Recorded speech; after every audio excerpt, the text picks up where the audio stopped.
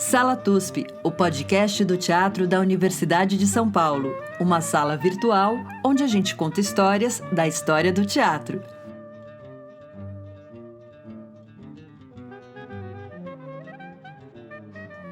A gente demorou muito para fazer, mas enfim. Porque aqui a gente é do lado do coração. Entendeu, né? Entendi. É esse aqui.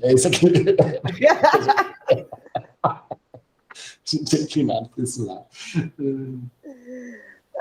Olá, ouvintes do Sala TUSP, bem-vindos a esta sala virtual onde a gente conta histórias das teatralidades brasileiras. Como todos já sabem, eu sou Maria Tendlau, eu estou em São Paulo e Chico Pérez dará um oi para vocês.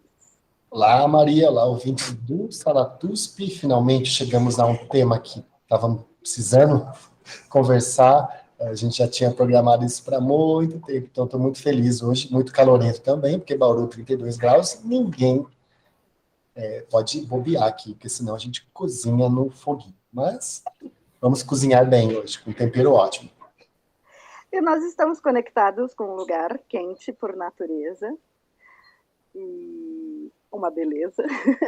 Rio de Janeiro, cidade maravilhosa, com a Viviane Narvaez. Oi, Viviane. Oi, Maria. Oi, Chico. Olá, ouvintes. Que alegria estar aqui com vocês para conversar sobre essa pauta, né? Que eu, particularmente, sou, assim, muito envolvida e engajada, né? Uma alegria. Obrigada por me convidarem para esse bate-papo. Antes de apresentar a Viviane, vou aqui fazer justiça do que estávamos falando antes de iniciar, que a gente fez essa promessa a partir do podcast, eu não vou lembrar o número do Sala TUSP, mas com Vicente Concílio, sobre o teatro em lugares de privação de liberdade. Porém, essa pauta do Teatro do Sentenciado foi uma das primeiras pautas que eu levantei no início, quando a gente começou a pensar no podcast. Então, eu estou aqui cumprindo um desejo antigo. Também vou apresentar a Viviane. A Viviane ela tem graduação em Artes Cênicas pela Universidade Federal do Estado do Rio de Janeiro, graduação em Artes Cênicas, licenciatura pela Universidade Federal do Estado do Rio de Janeiro também, mestrado em Artes Cênicas pela Universidade Federal do Estado do Rio de Janeiro e doutorado em Artes Cênicas pela Universidade de São Paulo. Atualmente é professora adjunta da Universidade Federal do Estado do Rio de Janeiro e chefe de departamento de ensino de teatro. Coordena em parceria com outros docentes o programa de extensão Cultura na Prisão e integra o Fuga Coletiva Teatral. Tem experiência na área de artes, com ênfase em teatro, atuando principalmente nos temas história do teatro, espetáculo teatral, ensino de teatro e encarceramento. Bom, é isso. Viviane, acrescenta algo? Então, essa sou eu, né? Eu gosto sempre de falar, né? Quem é que eu sou, como é que eu chego no tema da minha pesquisa. E eu acrescento, Maria, que eu não seria a professora que eu sou hoje se eu não tivesse entrado nas prisões, né? Minha entrada, meu trabalho com teatro no cárcere, ele começa simultâneo à minha entrada na universidade. Eu passo no concurso, tomo posse em 2009, e no dia da minha posse, quando eu chego no elevador, eu encontro uma ex-professora, eu estava lá levando uma cartinha, nem sabia ainda, né, direito, apesar de já ter estudado na Unirio, não sabia direito que departamento que eu ia ficar, enfim, como é que ia ser. Eu estava levando aquela formalidade, que é uma carta de apresentação que você entrega para o diretor da escola no dia da posse. Aí eu encontrei essa minha ex-professora, Natália Fisch, que desde 1997, né, desenvolve um projeto de teatro nas prisões do Rio de Janeiro. E ela falou: oi, Vivi, o que você está fazendo aqui? Aí eu, toda feliz, orgulhosa, assim, estou chegando para tomar posse, né? Toda animada, pô. Aí ela fala assim, pega a minha mão e fala assim: então você vai comigo para as prisões. E eu meio assim, falei: Vou. E a Natália não perdeu tempo, porque ela, tipo, na mesma semana já me ligou, já marcou reunião, não deu tempo de eu conversar com mais ninguém, assim, e dali a uns 30 dias eu fui pela primeira vez junto com ela, né, conhecer as atividades do projeto de extensão.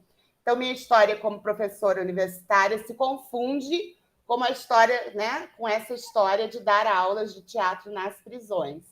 Não tinha te ocorrido antes, assim, não era um projeto que você já tinha pensado a respeito, foi realmente Não, eu já tinha uma até surpresa. já tinha até pensado, né, durante a minha graduação, em participar, mas sempre dava um contrapé, sabe? Eu conversava com a Natália e eu estava envolvida em algum trabalho de teatro, não dava tempo, não tinha bolsa, era sempre assim, a gente ficava de longe, ela querendo que eu estivesse lá, eu querendo estar, mas durante a graduação não me envolvi com esse trabalho. Comecei já como Como professora. professora. E E aí, só para explicando, até explicando aqui para os ouvintes, que a gente sempre faz essa apresentação um tanto acadêmica, e por isso o que acrescenta, o que tira, porque a gente sabe que ela não dá conta e a gente faz questão de dizer que a vida não se resume à academia, porém estamos na academia, né? Somos o Teatro da Universidade de São Paulo, então fazemos este percurso. Mas eu queria entender um pouco, a gente conversou um pouco com o Vicente sobre isso, como é que se dá essa parceria universidade e sistema prisional? Bom, o projeto, né, que hoje eu coordeno junto com a Natália, que é um programa que envolve várias ações, ele começou modesto em 1997, a convite do Paul Heritage, estava chegando de Londres aqui no Brasil, com a ideia de, o Vicente deve ter falado sobre isso com vocês, com a ideia, né, de desenvolver uma série de experiências teatrais em prisões. E ele foi dar uma oficina na Unirio sobre teatro em contexto carcerário.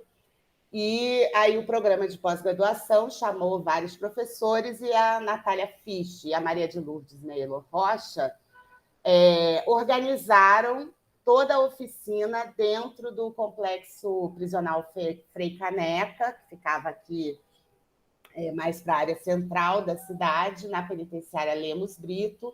Elas chegaram lá, conversaram com o diretor da unidade e disseram: olha, né, tem um professor de Londres que faz um trabalho de teatro nas prisões, a gente queria organizar uma oficina aqui.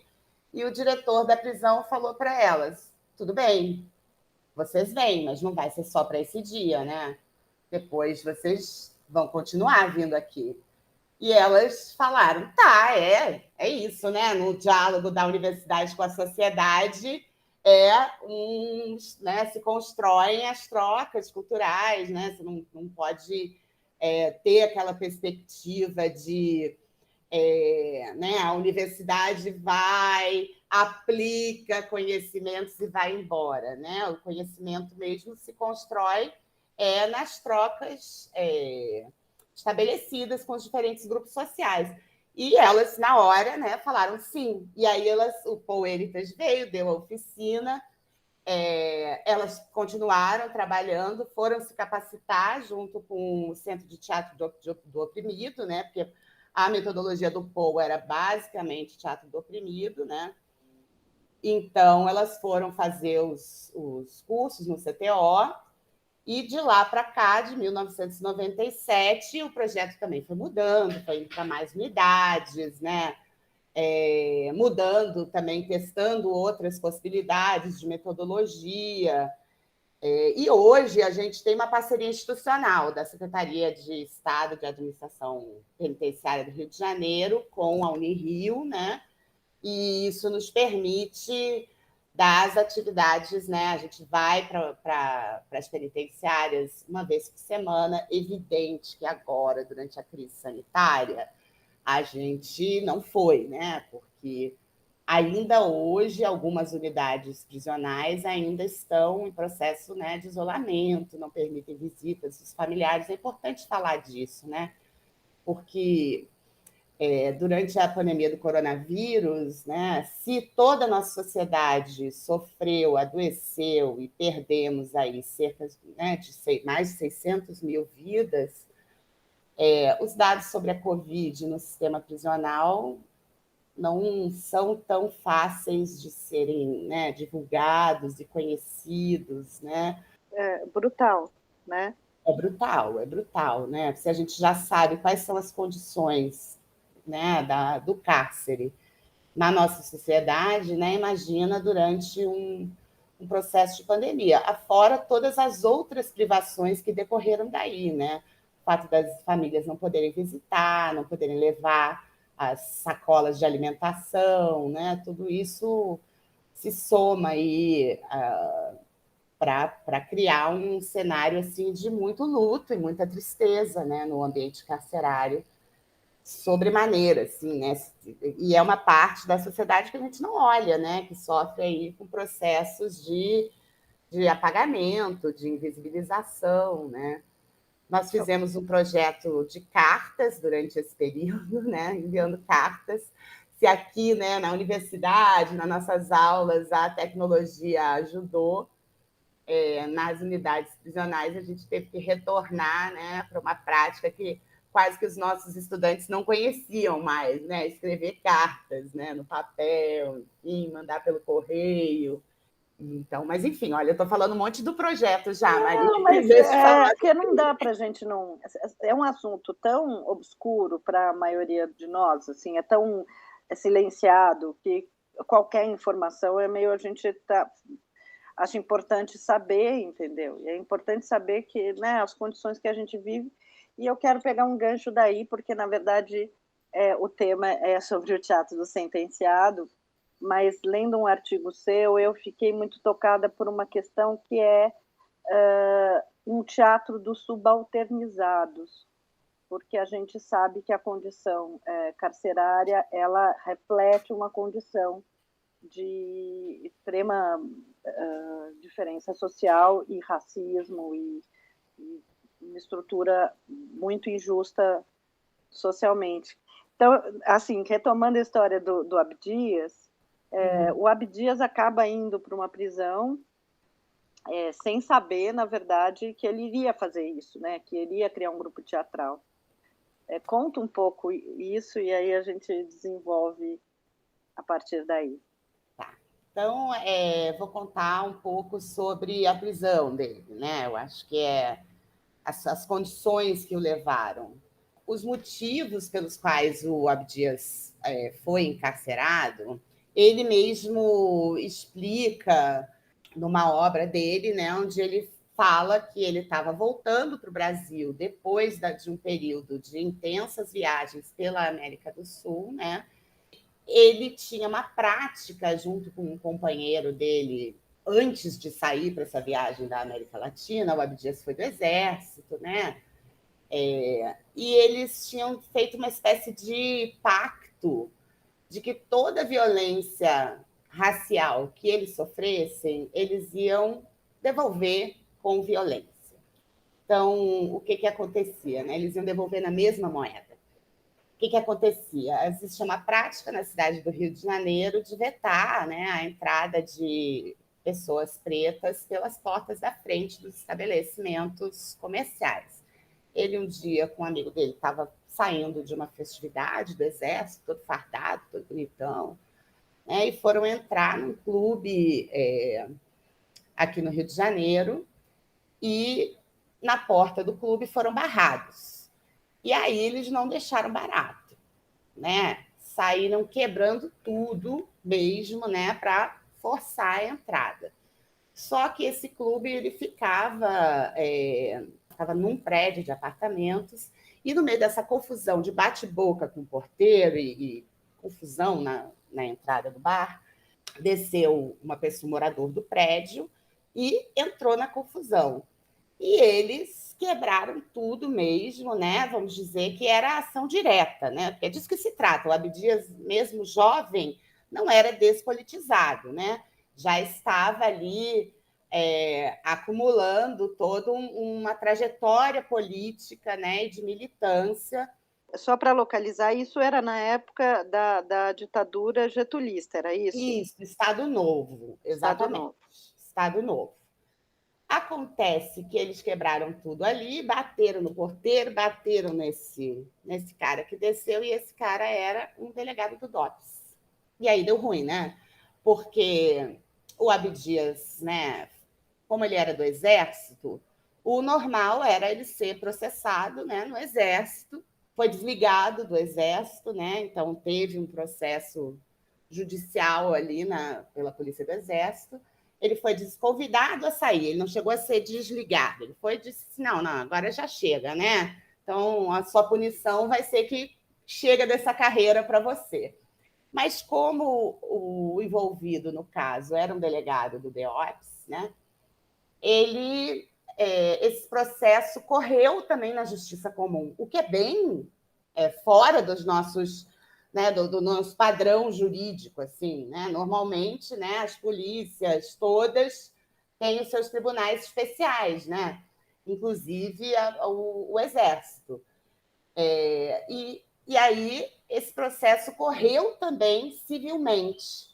E quando ele estava nessa viagem pela América do Sul, ele foi julgado à revelia. E aí, quando ele voltou dessa viagem, quando ele chegou no Brasil, já tinha o mandato para ele cumprir a pena, né? Já estava julgado, já não tinha o que fazer. Então, ele não sabia exatamente que ia para o Carandiru quando estava voltando, né? E aí, voltando à sua pergunta, olha a volta que eu dei, Maria, a sua pergunta. Essa viagem é importante ser citada, né? Esse contexto é importante, porque foi nessa viagem que ele assistiu em Lima a montagem do Imperador Jones, né? Com um ator branco com o rosto pintado de preto. E nos escritos dele, tanto biográficos, quanto também as coisas que ele escreve sobre o teatro experimental do negro, ele fala que foi nesse momento que ele começou a pensar, opa, como é que é isso no Brasil, né? Onde está o protagonismo das pessoas pretas na arte no Brasil, né? Eu acho que não é uma volta muito grande, a questão é que nessa história e na história do país está muito imbricado tanto a questão da visibilidade do negro, junto com um racismo estrutural, junto com uma opressão de classe que opera por meio do encarceramento, né? Sim, exatamente. E então foi isso. Ele fala na obra dele que ele já pensou em, quando voltasse para o Brasil, fazer um grupo teatral, né? Fazer um teatro de negros e negras. Ele diz que a semente do TEM já foi plantada ali, né? Só que aí ele chega e vai direto para o Carandiru, né? E isso é a beleza também dessa experiência que ele tem, que é o Teatro do Sentenciado, que de fato é a primeira experiência teatral dele, digamos assim, né? Nesse período de viagens pela América do Sul, ele frequentou muito em Buenos Aires o Teatro del Pueblo, né? Então, uma cena ali que estava tendo toda de renovação teatral na Argentina, né? Essa montagem do Imperador Jones era uma montagem com um dos atores do Teatro del Pueblo, né? Pintado de preto. E ele passa um tempo em Buenos Aires e assiste muitos espetáculos, né? Após esses espetáculos, enfim, se discutia a perspectiva necessária de renovação na Argentina, né? Tanto cênica, dramatúrgica. Quando ele chega no Carandiru, é a primeira vez que ele vai botar a mão na massa, digamos assim, né? De fazer teatro mesmo, né? Ele fazia quando era criança, porque ele não conseguia ter protagonista na escola, né? Nas peças escolares. Então, ele decorava todos os papéis, tudo, e quando chegava em casa, ele, então, fazia para a família representações, né, daquilo que ele nunca era escolhido como protagonista, porque os protagonistas no grupo escolar eram sempre brancos, né? Então, ele encenava assim dentro de casa. Então, já dá para dizer que quando falo assim, a primeira experiência teatral dele é cheio de aspas, né? Mas no sentido de organizar um grupo, dirigir, pensar em figurino, né? Cenário, palco, inclusive, né? Refletir sobre dramaturgia, isso ocorreu pela primeira vez dentro do Carandiru, em 1943, com esse Abdias Nascimento, que estava lá passando por processos desses que são inimagináveis, né? Ele tem um livro que ele escreveu, né, muito importante, mas que infelizmente ainda não está publicado, que chama Submundo, Cadernos de um Penitenciário, que é o diário, basicamente, de todo o tempo que ele ficou encarcerado. E o Abdias, né, um grande intelectual, um grande pensador e sistematizador, né, ele entrevistou vários homens que estavam lá nesse período, os chamados assim, célebres da época. E ele fez entrevistas estruturadas assim no IPEAFRO, né, que é o instituto, né, criado por ele, dirigido pela Elisa Larkin hoje, tem os roteiros de perguntas, né, que ele elaborou e entrevistou. E aí ele vai contando, além da história dele, a história dessas outras pessoas que estavam lá durante aquele período. E faz um retrato de uma série de condições de vida, né, que ele passou a ter e que ele via, né, com aquelas pessoas encarceradas que estavam lá há mais tempo. Na sua pesquisa, você fez uma pequena análise da diferença desse perfil prisional com o passar do tempo. Eu achei isso muito interessante. Assim, a diferença do que era o perfil prisional no começo do século XX e no momento em que ele vai preso, em que já havia uma maioria de prisioneiros negros e chamados mestiços, enfim, pardos. Isso, exatamente. E aí é uma história, né, que para a gente que tem uma perspectiva crítica, né, inclusive crítica ao capitalismo, né, entender como as mudanças no nosso Código Penal são impactantes, né, e elas estão correlacionadas à estrutura do capitalismo, né, porque no início do século a gente só tinha pessoas encarceradas no Brasil que cometiam crimes contra a pessoa, né? E aí o número total de pessoas presas era de 1.000 e pouco no Brasil inteiro. Também nem existiam assim presídios ainda, né? Falando no início do século. A partir mais ou menos de 1908, se eu não estou enganada agora, posso estar dando uma escapada aqui na data, mas acho que é 1908, começa a se condenar por crimes contra a propriedade. É por isso que eu digo, é a crítica ao capitalismo, né? O sistema prisional, ele produz e reproduz o nosso sistema econômico, né? Sim. Então, se começa a encarcerar por crime contra a propriedade. E aí a gente vai ter o primeiro boom, né, que chega ali mais ou menos em 1930, se não estou enganada, 1940, começa a ter 40 mil pessoas encarceradas, né, por conta dessa mudança no tipo de crime.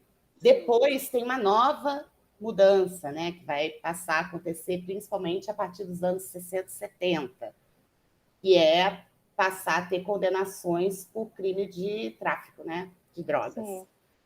Sim. E aí a gente tem, até hoje, né, talvez essas sejam três, talvez os especialistas aí do direito possam fazer um debate mais aprofundado do que eu, que sou da arte, posso perceber, mas acho que são três questões marcantes para se pensar, né, como a intensificação do encarceramento que ocorreu lá nos anos 40 e da qual o Abdias sofre com essa intensificação do encarceramento, né? Porque o Carandiru que tinha sido criado para ser uma prisão modelo, já estava totalmente superlotado, né? Com o perfil da população carcerária majoritariamente de pretos, pobres, com baixa escolarização, jovens até 30 anos. E, naquela época, um pequeno diferencial, pensando que era o Estado Novo, né? Muitos imigrantes, principalmente imigrantes italianos encarcerados, por terem também atividades criminosas e relacionadas ao anarquismo, né? Ou terem trajetória anarquista. Sim. Então, ali se construía também, né, com toda a política higienista, né, que acompanha ali a modernização das instituições no Brasil, né, todo aquele pensamento positivista, estava se construindo o perfil do criminoso no Brasil, né? Sim. E esse perfil físico mesmo, né? Quando você visita lá o Museu do Carandiru, você vê as fichas com a medida do crânio, as descrições, né? Tem alguns exemplos. Tipo, dentro de uma visão higienista mesmo, né? Dentro de uma visão higienista mesmo, né? Uma pergunta, você me fala de 3 eixos de intensificação do encarceramento. Intensificação, carceramento, isso. Um que é contra a pessoa, contra a propriedade, aí é um contra o tráfico. Não existiria um quarto, que seria os presos políticos, né, que seria um atentado contra o Estado? Não sei, talvez se a gente pensar na ditadura militar mesmo, né, na ditadura civil empresarial militar, sim, mas aí também é uma outra natureza de prisão, né? Porque aí estamos falando de sequestro, de tortura, sim, de desaparecimento, né? Claro que tem encarceramento também, né? Tem todo mundo que ficou ali no presídio Tiradentes, né? Em outras unidades. Então, por um lado, é isso, seria mais um corte, sim, né? Mas ele tem as suas especificidades, eu acho, porque esses outros que eu estou citando, eles têm um perfil de classe e raça muito definido. Quando entra na questão da ditadura militar, isso daí já... Não, mas é curioso, mesmo na época do Estado Novo, se você diz assim, é um desavisado que conhece o Abdias e conhece o Teatro Experimental do Negro, né? O TEM. O Abdias foi preso. Você vai pensar, ele foi preso político. É como na época do Estado Novo, sei lá, foi o Graciliano, mas no caso dele, mesmo ele tendo a função política, ele é preso por um crime contra o patrimônio, né? Sim. Então, é uma espécie de rebaixamento, inclusive, da ação, né? Não sei. Se a gente pensar bem como isso assim, entra na história também, né? Na história oficial, por que essa prisão dele não é uma prisão política? Né? Porque tem Exatamente. Uma camada do racismo estrutural também ao ler essa história. Né? Sim, porque a ação era política, de qualquer forma. A ação era, com certeza, era uma ação direta. Deflagrou, né? Sim. E aí, quando ele chega, uma dúvida que eu tenho depois para a criação do Teatro Experimental do Negro, ele se depara com uma população de baixa escolaridade, muitos analfabetos, e ele começa a fazer um trabalho também pedagógico dentro do presídio, ou não? Não sei. Acho que tem uma pedagogia ali, evidente, né? Difícil pensar. A arte tem sempre, né, essa função pedagógica. Sim. Mas talvez, assim, em termos de ensaio para o TEM, né? Porque o TEM a gente sabe que não era só o grupo de teatro, né? O TEM tinha toda essa perspectiva de movimento social, né? De capacitação, de debate cultural, formação profissional em outras atividades, alfabetização. Na prisão, eles vão se especializando a cada peça, a cada montagem. Então, eu até, na minha tese, falo que ali é uma experiência de modernização do teatro, né? Porque o primeiro trabalho que eles fazem é assim, não tem diretor, quer dizer, no último segundo dizem para ele, não, você vai ter que dirigir, porque senão isso aqui não vai dar certo, vai ficar uma confusão. Aí ele é ator e é diretor da peça O Preguiçoso. E é uma peça curta, né? Tudo feito meio rápido. Ele fala que quando né, um colega chamou ele, não, vamos fazer essa atividade teatral dentro da prisão, vamos fazer isso. Ele falou, mas o que a gente vai montar, né? Aí foram olhar a biblioteca prisional e só tinha, assim, né, tragédias gregas. E ele diz assim, tipo, gente, mas aqui a gente não tem nada que fale a nosso respeito, né? As pessoas que têm pouca escolaridade, né? Como é que a gente vai fazer uma representação de uma tragédia? Isso não diz de nós, né? Como é que eu vou colocar essas pessoas para falarem sobre desse outro universo? Aí ele tem a ideia, então, de procurar ali quem tivesse algum tipo de experiência similar e pudesse escrever. Aí eles acham o Antônio Valdomiro, que é o autor dessa primeira peça, né? Eu não consegui, na minha pesquisa, grandes detalhes sobre ele, só que ele estava lá condenado por latrocínio, mas não consegui assim, achar mais informações sobre o Valdomiro. E ele que escreve a primeira peça. Mas aí você vê, assim, quando vai mudando, né? Quando eles vão aí depois ganhando espaço dentro da prisão e tendo mais tempo e, né, e mais investimento da própria prisão, né, no teatro, eles ganham uma sala para poder ensaiar, para poder se reunir, fazer os figurinos. Esse processo de especialização vai ocorrendo dentro do grupo. Então, tem aqueles que vão ficar responsáveis pelo figurino, muita gente com passagem por circo-teatro, por circo, né? Por teatro de vaudeville, que estava lá encarcerada. Sapateadores, violinistas, palhaços, né? Que também eram outras coisas, evidente, né? E ele vai reunindo essas pessoas. E isso é possível também, né? Porque tem um contexto dentro da prisão que está ocorrendo.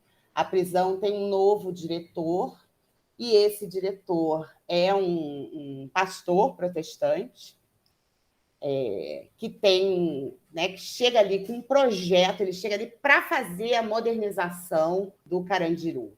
Então, ele fomenta a criação de um jornal das pessoas encarceradas, né, em que ele passa toda a mensagem populista dele, chama Nosso Jornal, e a primeira página, quase sempre, é a página escrita pelo diretor da unidade prisional, e ele chama-se Meus Filhos, né? Aí você vê todo o populismo, ele chama cada uma das pessoas, meus filhos, soube que há uma certa discussão, aí coloca os problemas que estão ocorrendo na unidade, pede para todos se acalmarem, enfim. Mas ele cria esse Nosso Jornal, ele permite a organização do Teatro do Sentenciado, tem, ao mesmo tempo, o Abdias, quando organiza o Teatro Sentenciado, também organiza 2 grupos, né? O Jazz Cristal e um grupo regional chamado Anjos do Ritmo, que vão ser os grupos de músicos que vão atuar nas peças, né? Que vão tocar nas peças, que vão fazer o programa variado antes dos espetáculos. Então, nesse sentido, tem uma pedagogia porque vai tendo um envolvimento dessas pessoas em todos os processos, né, da produção teatral. Né? E cada vez mais, né? Ao final, a última peça que ele não chega a ver encenada, né? A gente não sabe se foi encenada ou não, é uma peça musical, já, né? Um texto que é um pouco sobre a própria história dele, né? Que é o último espetáculo que ele estava ensaiando, e aí sai o alvará de soltura dele, né? E ele não retorna mais para a prisão. Então, ele mesmo não sabe se foi encenada ou não. Engraçado, porque o registro disso é só o registro dele. Assim, a gente sabe das coisas pelo relato dele. Isso é sintomático, né, do silenciamento, do apagamento, porque a segunda peça deles é capa da Folha da Tarde. Tem 3 páginas de reportagem na Folha da Tarde sobre isso. Mas por quê? Onde que eles se apresentavam? No Carandiru mesmo. E aí, como que alguém da Folha da Tarde foi lá e... Então, porque é um projeto de modernização das instituições. Então, tudo que está acontecendo, né? Então, o repórter vai lá e faz uma crítica do espetáculo. E é publicado. Então, tipo, cadê a nossa gente de teatro que não estava vendo isso, né, em São Paulo? Sim, eu acho interessante de pensar. Como é que pode um espetáculo dentro da prisão, o cara destaca as qualidades do músico, fala de uma série de questões, e a nossa classe teatral não estava olhando para isso, né? Isso porque as pessoas desconhecem, se elas já desconhecem um pouco o teatro experimental do negro. O teatro do sentenciado, assim, ninguém não, né? Ainda bem que você também levantou essa pesquisa, temos muito a agradecer, porque, de fato, é uma história silenciada. Apesar da publicação do Abdias, apesar de não se comenta isso como teatro, né? Sim, e é curioso, né? Porque ao mesmo tempo, na minha banca de doutorado, essa foi uma discussão, assim, ao mesmo tempo que eles são lá amadores, né? Que estão fazendo isso dentro da prisão, estão ganhando uma visibilidade, né? Porque é isso, vai lá, faça matéria, né? Sobre o teatro propriamente dito, os comediantes estão ensaiando vestidos de noiva, né? No mesmo 1943. E em termos de experiências, né? Se a gente pensar assim, elementos modernizantes, primeiro, a própria temática, né? Teatro de pessoas encarceradas. Se isso não é, né, um elemento para se pensar a modernização, ou seja, o teatro saindo dos espaços de elite, né, dos espaços especializados e acontecendo em espaços não formais, né, do próprio teatro. Além do que a temática de raça e de classe ali que eclode nas peças dele, né? Porque uma das peças mais importantes é resgatando a figura do José do Patrocínio, né? Que do ponto de vista das lutas raciais, ele faz uma peça cujo herói é o José do Patrocínio, né? Então aí temos mais um elemento assim de modernização. Ele tem a especialização do diretor que vai ocorrendo ao longo das peças, né? Então, mais um elemento para se pensar, né, dessa figura do encenador, né? Ele não é mais só o organizador da cena, ele vai virando o encenador no processo. Isso para falar alguns, né, dos elementos que se pode destacar em termos de modernização do nosso teatro, né? Mas, claro, é uma experiência, vamos dizer assim, muito fora do status quo, né? E a nossa intelectualidade faz, né? Não consegue olhar para isso, olhar para o que está fora do sucesso em termos de público e crítica, o recorte, né, dos palcos e companhias tradicionais. Quando olha para os comediantes, não vai olhar para um grupo teatral. Que são amadores circunstancialmente, né? Quando você pensa no teatro amador, até pelo que você disse do momento do aprisionamento, o teatro anarquista, ele sempre foi o teatro operário sempre foi um teatro amador e que produziu coisas. E aí é muito curioso pensar que o próprio circo-teatro compartilha aí de pessoas que acabam encarceradas e que a gente também passa ao largo na história do teatro de toda uma contribuição do circo-teatro. Mas aí você vê as camadas que batem de frente com Abdias, né? Tem a camada racial, tem a camada do encarceramento, que é do esquecimento, e tem esse outro viés, que é o tempero final, né? Que as pessoas que participavam disso vinham de teatros populares que a gente, até pouco tempo atrás, não observava enquanto estruturas de teatro efetivas. A gente só queria falar dos comediantes que tinham direção de grandes atores, diretores. Veja, né, quando eu falo isso, mas agora vai ser aquela parte complicada que depois pode editar. Quando eu falo isso, tem que botar muito, que eu vou falando, vou me empolgando. Pode Não, falar. tudo bem, gente. A gente está auto-refletindo-se aqui, porque obviamente que é preciso estruturar o conhecimento de alguma forma, e Sim. a gente não está fazendo demérito nenhum ao isso que eu acho que é só essa cautela, assim, não estamos jogando fora o bebê, a água da bacia, não estamos, né? O tanque, tudo. Dizendo que as coisas, né? Que a forma como a tradição olha para a história do teatro não é uma contribuição fundamental, né? São as nossas referências a partir, né, dos grandes estudiosos aí do teatro brasileiro, que a gente hoje se faz outras perguntas, né? Então, mas eu acho que não dá também para tirar totalmente isso de cena, de dizer assim, olha, a gente vive num país lá, o Abdias, quando ele escreve o genocídio do negro brasileiro, ele está dizendo, temos que derrubar o mito da democracia racial. A principal tarefa do teatro experimental do negro é destruir o mito da democracia racial no Brasil. Então, se ele já lá atrás já tinha esse diagnóstico, né? Quando hoje a gente vai olhar para a história do nosso teatro brasileiro, né? A gente tem que escovar isso daí a contrapelo e ver que tem toda uma história que está para ser contada ainda, né? Que está para ser escrita por nós.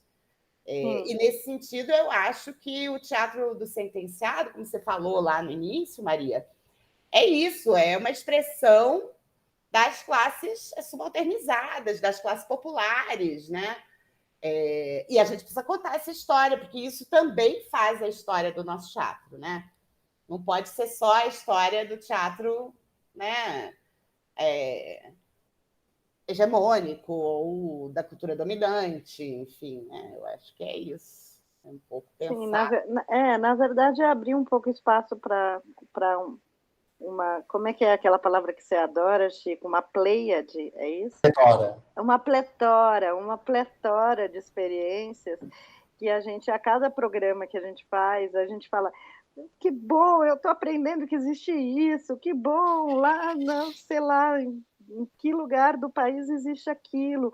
E aí a gente às vezes se lamenta, poxa, a gente não aprendeu isso na academia. Eu não sei nem se é possível aprender tanta coisa que acontece num curso de formação. Mas se a gente pensa que o teatro experimental do negro, que é uma experiência fortíssima, foi renegado na nossa graduação. A gente ouviu muito pouco. Ele é quase como um parágrafo dentro da história. Assim. E também teve o teatro do negro. A gente não ouve. Imagina essa experiência anterior, que é dentro do presídio, que possivelmente fez as bases de pesquisa do Abdias para que ele pudesse colocar isso em prática no teatro do negro. A gente não tem ideia de que como isso aconteceu. A gente está recuperando isso agora. A própria questão da dramaturgia, que eu falei, quando ele vai lá e vê que só tem peças gregas, né, grandes textos, e que não dá para aquelas pessoas que estão presas ali dizerem aqueles textos, de certa maneira, essa questão ela se repõe quando ele cria o Tem, né, em outras dimensões. Sim. Mas é isso. Né? Não tem uma dramaturgia nacional, quer dizer, tem, mas, né, mas não que responda à questão social que ele está colocando. E aí ele vai buscar, né, lá no Eugênio O'Neill, né, uma peça de protagonismo negro, falando da Revolução do Haiti, né, colocando em cena ali uma questão social que corresponde ao que aquele grupo queria dizer, né? Sim. Não, tem uma pergunta mais específica ainda, que eu acho que também é um desconhecimento, aí não é do ponto de vista do teatro, mas é o ponto de vista da própria história da esquerda, que é a história da questão racial, que nos Estados Unidos vai ser central e que no Brasil passa ao largo. Quer dizer, havia também um desacordo da própria esquerda sobre essa quebra da democracia, da ideia de democracia racial que ele tinha, não é? Deixa eu ver, tem muita coisa para falar sobre isso, assim, principalmente com a figura do Abdias sendo o personagem principal, né? E ele é um dos protagonistas também nos Estados Unidos, né? Dessa perspectiva mais afrocentrada, né? Quando ele vai para lá, ele ajuda né? Ajuda não, ele contribui muito para a divulgação dessas ideias, né? De um pensamento de matriz mais africana mesmo. Mas, veja, o Abdias ele começa na vida política dentro do Exército e ele milita com os integralistas. Isso daí é doses e doses de contradição, mas é a experiência organizativa que ele acessa primeiro. Mas vamos lembrar que os integralistas fazem uma sacação, porque a Frente Negra Brasileira nasce ali nesse contexto, eles participam e depois a Frente Negra até se converte em realmente apoia, né, o integralismo, né, depois de muito tempo. E o Abdias passa por essa formação também na Frente Negra Brasileira, né? Ele frequenta, né? Ele escreve no jornal, ele vai nas escolas de formação, organiza conferências, seminários, enfim, né? Tem toda a relação dele também com o Guerreiro Ramos, que é super importante, né? Eles são super parceiros e fazem o debate intelectual.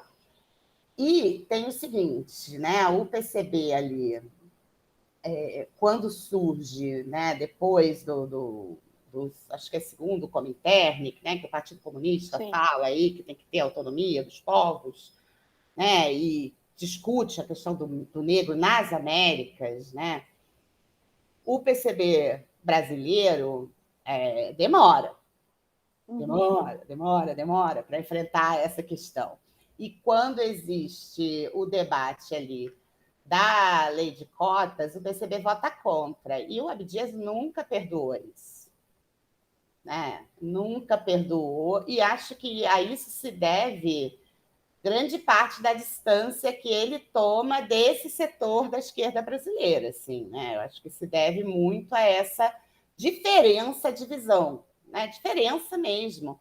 Para ele, essa era uma questão que já estava latente. Né? Imagina, a pessoa tinha acabado de ver a população preta encarcerada. Né? Sim, sim. E a intelectualidade, né, brasileira, muitas pessoas não viam ainda. Né? Ainda tinha essa questão da prevalência ali do mito da democracia racial. Mas eu acho que agora eu já assim, esqueci um pouco a pergunta que você me fez lá no início, Maria. Já fui falando. Não, eu queria chegar aí, não foi uma pergunta objetiva. É porque, para mim, me interessa, eu acho que a figura do Abdias e essa experiência do teatro sentenciado, de certa forma, reúne muitos elementos e muitas camadas que são importantes da gente rever hoje, porque eu acho que urge a gente rever posturas, não a postura de dentro da academia, a postura de dentro das frentes políticas, a postura diante da questão racial, a postura diante da questão da mulher, diante da questão das pessoas privadas de liberdade. Enfim, ela acaba reunindo muita coisa, e aí eu não queria que a gente passasse pela conversa como se fosse só uma questão, não, mas é porque as pessoas fizeram vista grossa, quer dizer, tinha uma discussão muito em ebulição e que ainda está na ordem do dia, né? E nessa questão também, o papel do teatro também na formação política, né, nas organizações políticas no Brasil. Eu faço, né, tem um artigo que está na revista Ordimento sobre história do teatro nas prisões do Brasil, né? E aí a gente vai ver, né? Eu vou buscando onde que está acontecendo teatro na prisão, né? Desde lá de 1930, mais ou menos. Então, a gente vai ter o teatro nas prisões na Vila Maria Zélia, ali, né? Quando estava todo mundo, né, da universidade da cadeia, né? Tava todos os intelectuais ali presos. Sim. A gente vai ter experiência lá na prisão de Fernando de Noronha, né? De um lado, os integralistas com seu próprio grupo de teatro, do outro lado, o Marighella com, né, o grupo de teatro do PCB. Então, o teatro tem, né, tem uma ligação. E se a gente olha para a história da América do Sul também, a gente vai ver, né, o papel dos centros populares de cultura na formação, fazendo teatro, divulgando teatro, e na resistência às demais ditaduras, aqui mesmo, né? Depois a gente vai ter o momento ali que o Boal, mais tarde, é encarcerado, né? E que ele fala que é lá que ele pensou o teatro do oprimido, né? Uhum. Olha que eu não sei se é verdade, porque o Boal também é um contador de história daqueles, né? Mas ele fala que as ideias para o Torquemada, né? E para um outro livro dele, que aí não é de teatro, que ele, quando o filho ia visitar no presídio de Tiradentes, ele desenhava coisas e mandava assim, né, as ideias dele de chavada em desenhos para a criança levar para casa, né, para depois ele poder, quando saísse, escrever, né? Mas ele diz, né, no Hamlet, o filho do padeiro, que o teatro do oprimido, né, nasce ali, a ideia nasce quando ele está lá no presídio de Tiradentes, né? E eu falo que essa é uma etapa da história dos nossos teatros nas prisões, a cama do Arena, que não ficava nunca desocupada, né? Terrivelmente. É assim que as demais pessoas que estavam cumprindo pena chamavam, é a cama do Arena, você entrava um, saía outro, né? Então a gente tem uma tradição, mas voltando um pouco, né? Quando você pega lá o grupo dos integralistas na prisão de Fernando de Noronha e o grupo do PCB fazendo teatro, é possível também pensar que esse debate aí, né, do teatro como um elemento, né, importante para a organização e para a formação política, já estava ali na experiência militante que o Abdias teve também junto à Frente Negra Brasileira, né? Sim. Muito provavelmente, né? Não dá para dizer com certeza, mas muito provavelmente, né? Assim como a gente sabe que estava aí, né, nas experiências do PCB também, né? Sim. Ai, a gente deu mais ou menos o teto aqui. Mas é muito assunto, mas o podcast serve para as pessoas ficarem curiosas e irem atrás de informação, assim. A gente pode botar o link para esse artigo da Urdimento, sim, do descritivo, por favor, e também leiam a tese da Viviane, que é incrível.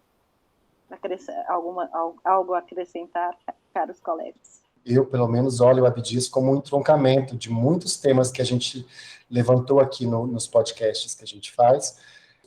Ele fala com outros temas que a gente também debate aqui, que é o teatro do negro, o teatro político, o teatro do oprimido, que a gente trabalha bastante também, né?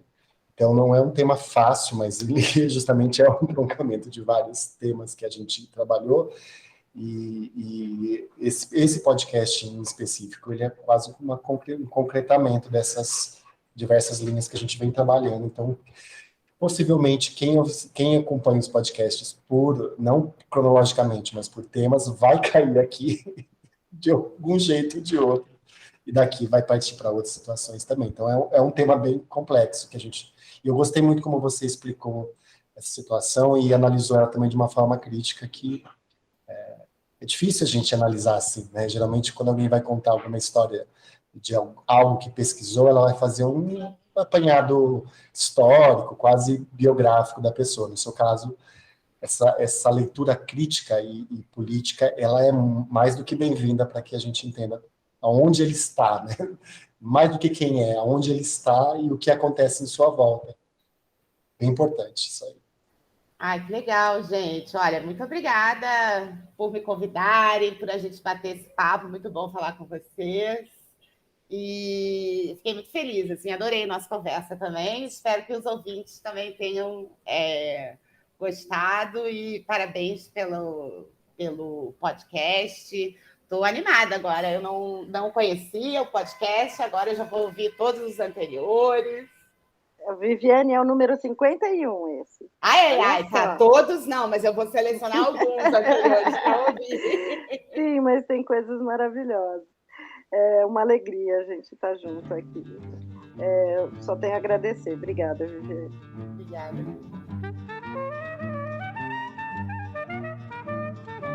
Esse foi o Sala TUSP.